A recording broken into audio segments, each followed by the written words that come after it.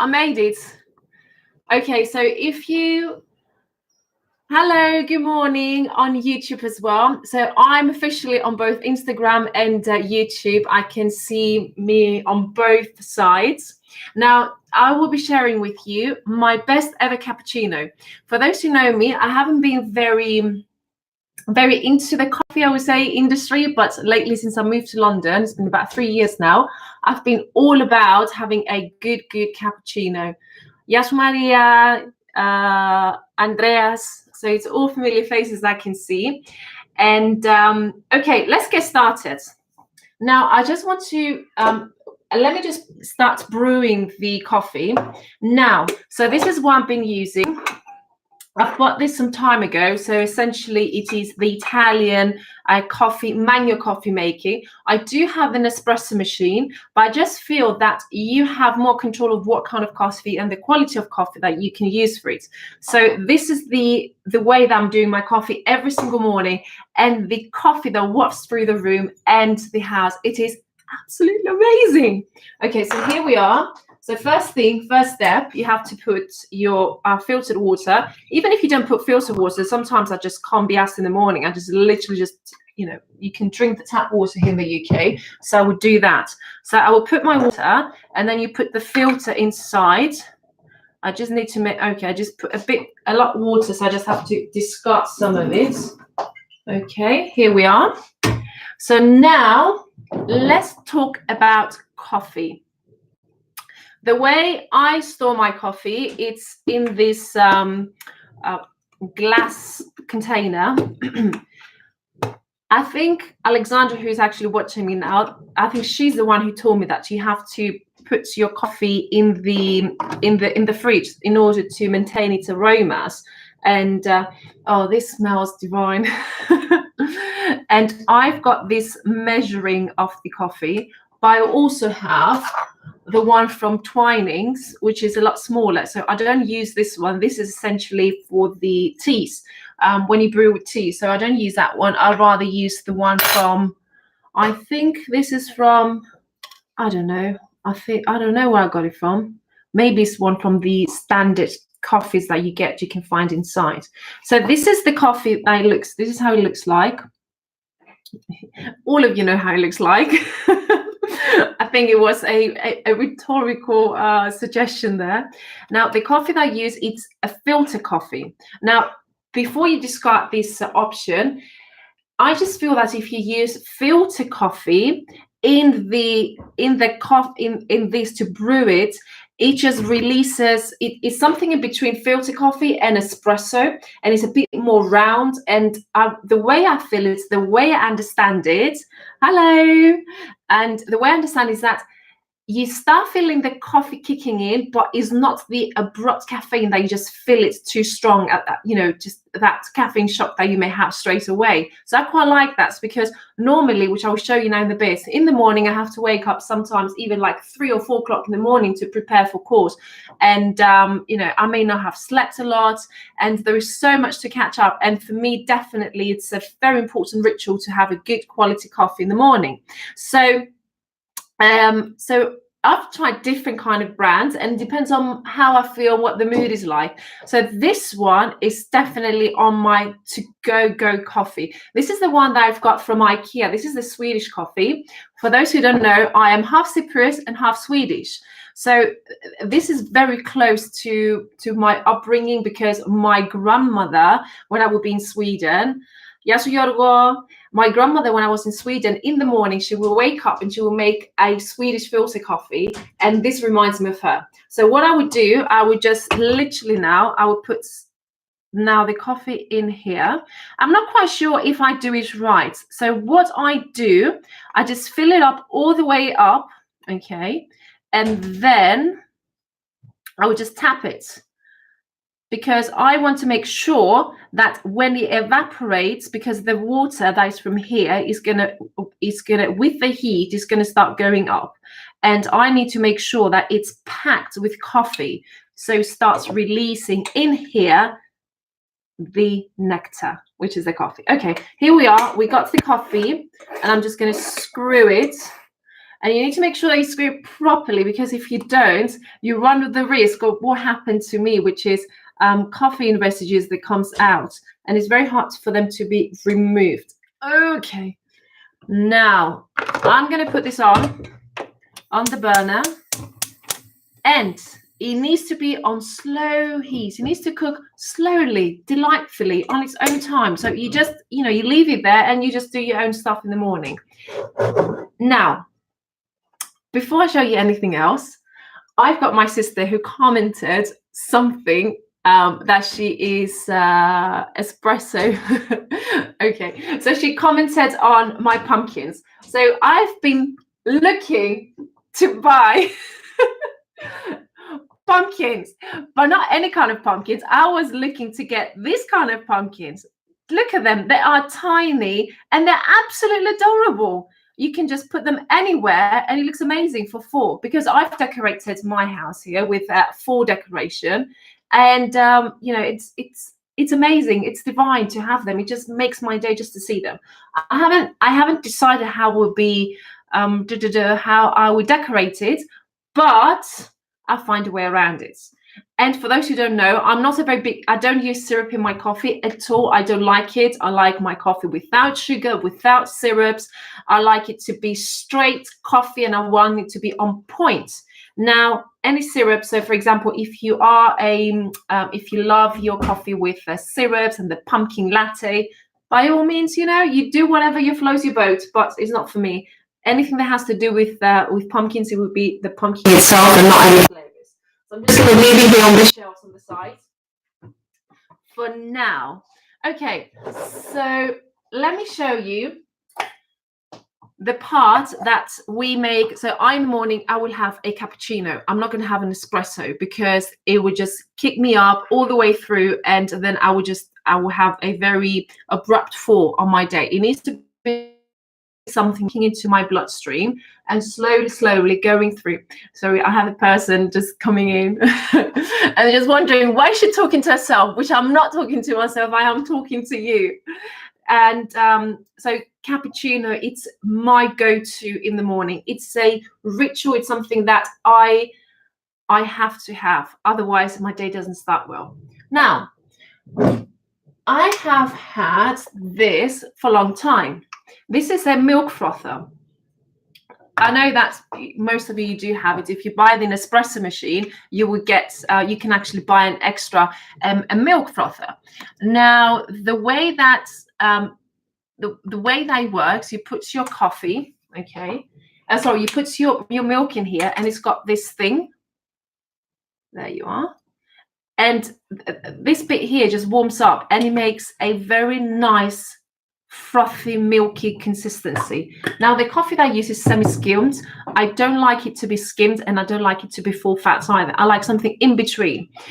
If you do not have anything like this, then before I actually purchased, I made an investment to get this one. I had this. Okay, are you wondering what is this about? So this one, it is, I've tried the what is it? The matcha. Yes, the matcha. So with the matcha, you get this thing, the whisker. And I will just warm up the milk. And when I would warm it up, I would put it on the burner. I would just stir it quickly, and I would get like the frothy consistency that I wanted. Of course, this is a bit, you get it, you still get the froth, but it's not what you're going to get from the machine. So I would say I prefer this milk for my cappuccino. But for, before I started, I use this for a long time, and it still did its business. I'm just looking at the comments on Instagram, and I can see people like the espresso.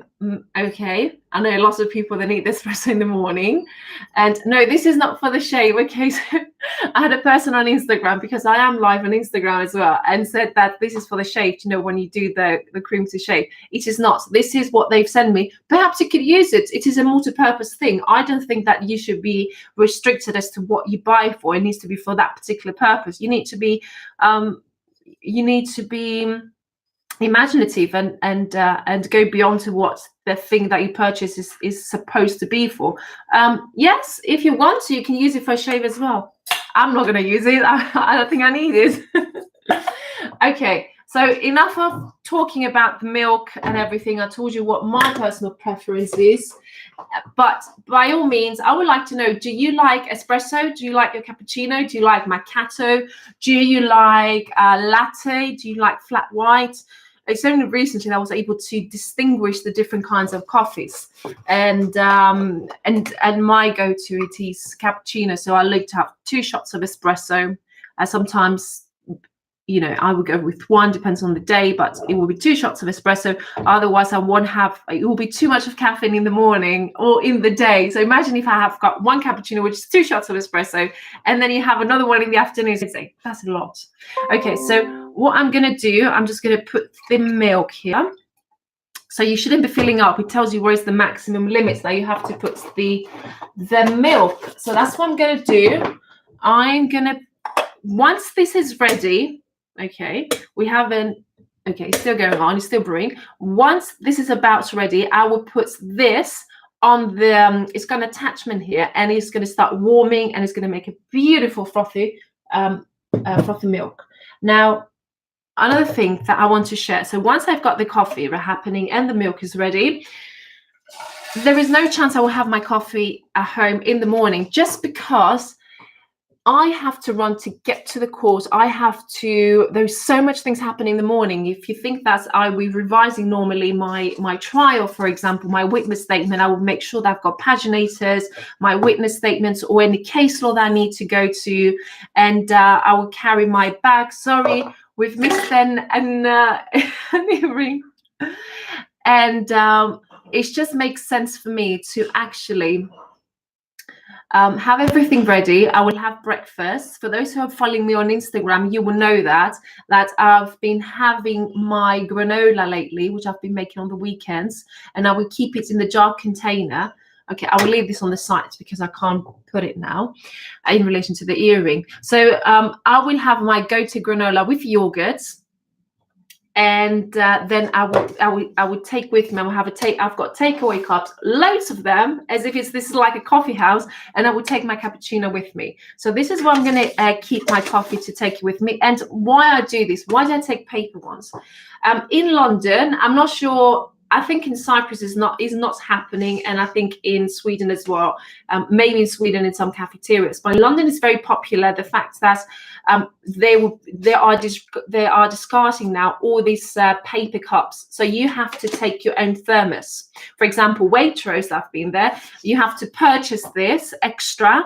Or what they tell you, that they've been, I think from August, they don't have this anymore. You have to take your own thermos to put your coffee in, which I found a bit, I understand it's about the environmental impact, but at the same time, it's about finding that delicate balance between what serves the environment and what serves humanity, and you need to draw that balance. It is not practical for me to carry with me. I literally got a full bag with my wig, with my gown, with the arch books, or the white book, and I've got so much to carry with me with my bag, making phone calls. I just don't want to carry another thing with me. I'd rather have this takeaway than the takeaway.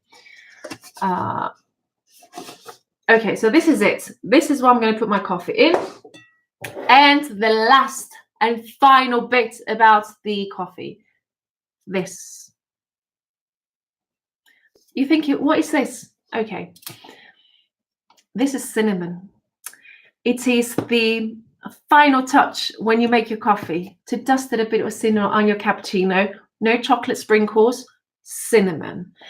It is that combination of the hot milk that is going to actually enhance and kick that cinnamon, so you start feeling the cinnamon. And especially now with the fall, when I'm on the train and I'm heading towards, I don't know, it's like anywhere, and I would take my very nice warm cappuccino and I will start feeling the cinnamon wafting through. It is as if I've got, I don't know, angels singing in my ears. So it is absolutely divine. Now, okay, this is still brewing here. Just to remind you, whoever is watching me now live on Instagram, you can still watch me on YouTube. I've got both of lives happening at the same time. So I'm live on both on both social media platforms. And because I have been talking about my breakfast, so here I will be preparing my granola. I've got the jar. It is currently empty because in this household we are consuming a lot of granola in the morning. We have it with yogurt, we have it with milk. So I tend to make, okay, so let me just put it here because I'm waiting for this one to happen, the coffee to brew. So I will put 4 cups of, this is the final one, I put 4 cups of oats. I know it sounds a lot, but during the week it is a go-to thing to do. And I've bought, because we've used all of our nuts and dried fruits.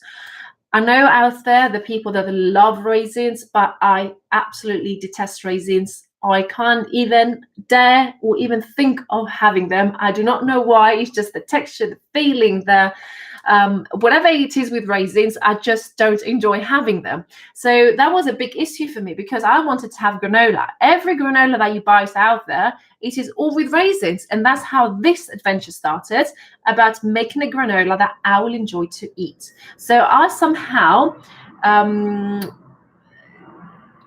have to find that balance between what makes me happy to have in the morning. So this is it. And what I do, I use either dried figs, dried apricots, or dried dates. Those 3 ones are my absolute favorites. And for this week, I'm going to use dried apricots. And what I do in my granola, it is I zest an orange, and you won't even understand what does that make to granola. It's nothing whatever you've actually tried in any of the stores. Having a zest of an orange in your granola, it is absolutely divine.